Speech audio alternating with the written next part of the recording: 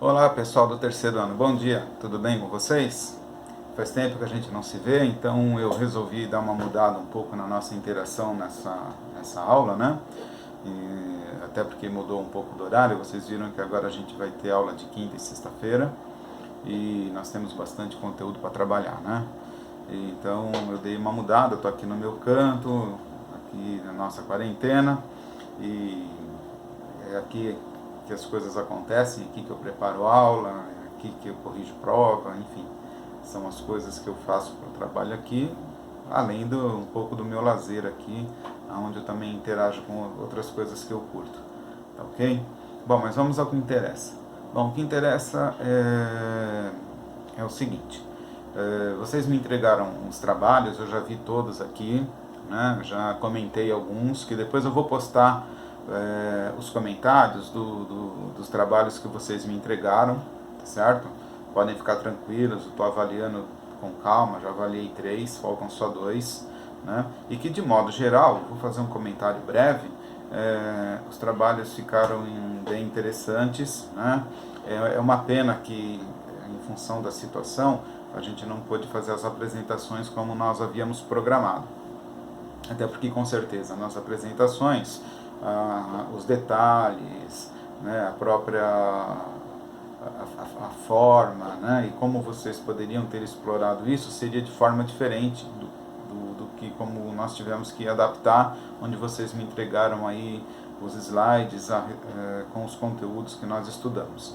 Também que foi referente aí às sociedades antigas, chegamos até Roma, né, vimos aí Grécia, vimos Roma, vimos os fenícios, vimos os hebreus, tá certo? Então são elementos que são importantes da gente tratar, né?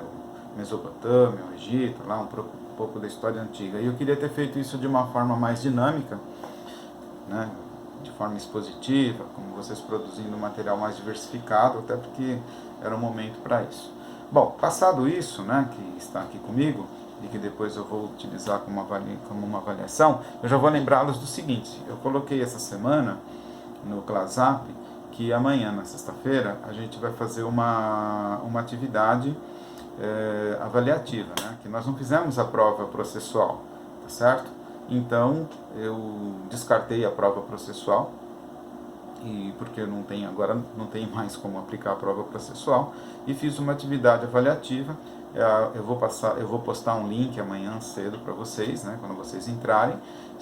É um link de 10 questões, como aqueles links que vocês já fizeram, né, quando estavam lá no segundo ano, e que vocês vão poder fazer, tá certo? E me entregar, eu vou deixar aberto lá para vocês fazerem, tá? Mas a gente vai usar o nosso horário de aula mesmo, como se fosse uma avaliação da prova processual, tá ok? Bom, então não esqueçam, ó, o pessoal que não está entrando aí na sala, semana passada tinha pouca gente, só tinha 7 alunos. Se não fizer amanhã, vai rodar, porque eu vou considerar quem fez. Quem não fez, eu travei o link, sinto muito, né? A gente está fazendo esse trabalho aqui em casa, trabalhando para vocês, para que as coisas não fiquem atrasadas e que vocês não tenham prejuízo pedagógico em relação ao ano aí, tá? Então vamos atentar, vamos participar bastante. Eu vou continuar postando as coisas e preparando as aulas e vou indo. Eu vejo quem está na minha lista, eu boto presença, quem não está na minha lista eu sinto muito. Eu também aí, eu vou ver como a postura que a escola vai pedir para que a gente adote para quem não frequentou as aulas, mesmo de forma virtual aí no Classroom, tá bom? Mas passando essa parte mais chata aí, o que eu vou tratar com vocês a partir da aula de hoje é o seguinte: nós vamos retomar a história do Brasil, porque lá na sua apostila 2 do Octa, né, ele já começa novamente com a história do Brasil, né? Então a parte A da apostila, a frente 1 da apostila começa com a história do Brasil e depois vem a frente B da apostila, que vai tratar novamente de história geral, mas aí nós já vamos entrar na Idade Média, né? Vamos avançando nesse contexto. Bom, aqui na frente 1, ele traz, assim, para a gente, dentro do contexto da história do Brasil. Primeiro, é Brasil Colônia, né? Nós estamos dentro do Brasil Colônia, né? Então, Portugal veio, interessado no comércio com o Oriente, se decide por ocupar o território que eles encontraram, né, em função de complementar a economia portuguesa naquele momento, naquele século XV para o XVI, né, que 1500 ainda é século XV, 1501 já é século XVI, né. Então, Portugal inicia o seu processo, né, de ocupação do território, e esse processo ele é bastante, ele tem duas etapas, né? O período pré-colonial, que vai de 1500 a 1530, onde o Brasil, as terras brasileiras eram uma base de exploração do pau-brasil, e o pau-brasil era uma mercadoria importante para Portugal. Afinal de contas, do pau-brasil você tira a madeira, que é uma madeira de ótima resistência, e também uma tinta vermelha para fazer tingimentos de tecidos para a manufatura portuguesa que estava lá acontecendo também. Então, durante 30 anos, Portugal ele não tem um projeto de ocupação do território, a não ser a explorar a riqueza mais fácil, que era o pau-brasil. Utilizava a própria mão de obra indígena, porque o indígena já estava aqui, e era uma mão de obra livre, né? Porque esse indígena, nessa relação com o português, e através do escambo, ou seja, que é uma troca de produto, né, o indígena acabava cortando o pau-brasil, deixando essa madeira armazenada em pontos de litoral, que os portugueses chamavam de feitorias, que eram áreas, né, em que era um ponto de estratégico, onde os navios vinham e aportavam e ao mesmo tempo se abasteciam de água, alimento e do pau-brasil para levar para a Europa. Então essas feitorias eram pequenos núcleos de intercâmbio com os portugueses. Então era uma relação bastante simples com a nova terra, né? E ao mesmo tempo corria-se o risco das invasões, por conta de que não eram só os europeus e espanhóis que estavam aí já no século XVI no processo de expansão marítima, os ingleses, os franceses também. Tanto é que nós temos aqui invadindo, né, o território brasileiro a presença francesa. E aí Portugal tem que se preocupar também em proteger o litoral em função das invasões. Aí ele cria lá as expedições guarda-costas que tem essa função de patrulhar o litoral. Mas não dá muito certo porque o litoral é enorme, então com isso ficava difícil e o ataque, tentativa de invasões, elas ocorriam com uma certa frequência. Inclusive tem um livro que eu recomendo que se chama 1565, que trata sobre a invasão francesa, a invasão francesa no Rio de Janeiro, né, onde os franceses ocuparam uma parte da Baía da Guanabara, e aí os portugueses vão travar aí uma certa disputa com os franceses, e aí vão precisar de contar com o apoio dos indígenas, da mesma forma que muitos indígenas também apoiavam os franceses. Então aí cria-se um conflito até que os franceses são expulsos. É bem interessante, é um livro de um jornalista, que agora fugiu o nome, eu tenho ele ali. Eu posso até postar a capa para vocês verem depois. Tá? Muito bem, depois, a partir de 1530, começa a efetiva ocupação do território nacional, né? Portugal implanta um sistema de colonização, né? Dividindo o país lá em capitanias hereditárias no primeiro momento, porque para eu ocupar eu tenho que administrar. Então não é à toa que o primeiro título aqui da sua apostila seja administração colonial, né? Porque porque a característica de você ocupar um lugar é você implantar nele uma estrutura administrativa, né? Então, dentro dessa estrutura administrativa é que Portugal inicia o projeto de ocupação, e a primeira forma de ocupar o território foi dividir em capitanias hereditárias.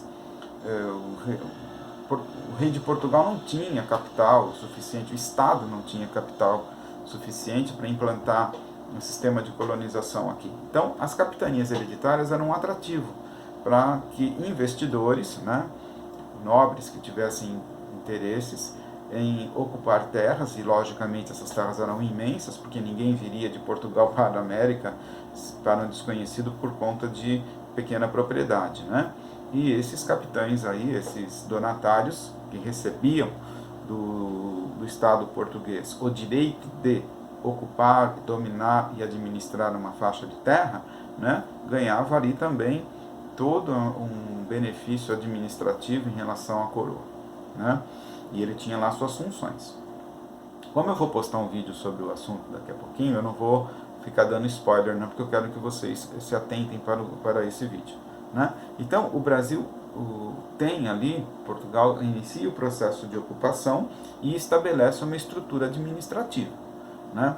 Essas capitanias hereditárias, elas não vão durar muito tempo. Primeiro,